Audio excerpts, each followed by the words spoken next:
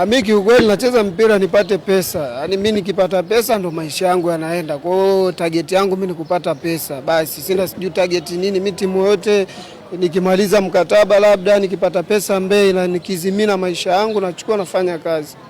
Tutegemea tena kumuona Chobede kwenye timu nyingine upo tayari kwa sababu unasema wewe unahitaji pesa. Ila sema bado na mkataba na TRA. Kwa mkataba wangu kisha nikipata ofa na meneja wangu pia taangalia sehemu ya kwenda. Au hata TRA unaendelea kubaki? Inshallah naendelea kubaki inshallah. Kama wakiongeza dau naendelea kubaki. Umefurahi sana. Timu nzuri, timu nzuri. Kila kitu kiko fresh kiukweli, timu nzuri. Hamna changamoto kiukweli.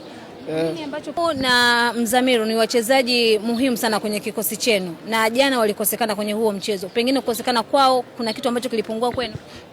Kiukweli ni wachezaji wazuri, ni wachezaji wazuri sana. Yaani ukiangalia kwa mechi ya jana tulikuwa tunawahitaji lakini ndio hivyo pia wako kwa mkopo, kwa hiyo hawakuweza kuruhusiwa kutumika, lakini ndio hivyo kwa mechi ya jana kiukweli tumewamisi. Yaani kama mimi nimewamisi sana kwa sababu unapokuwa unacheza na wachezaji wazoefu kitu fulani kinakuwa kinaongezeka na utulivu pia unakuwa mkubwa sana. Tofauti jana sio mbaya sana lakini ndio hivyo tu matokeo, na pia nawapongeza wachezaji wenzangu, tumepambana kadri ya uwezo wetu, ndio hivyo tumeadhibiwa. Mchezo ulikuwa mzuri kwa Simba, tunawapongeza lakini na sisi tutawakaribisha Arusha.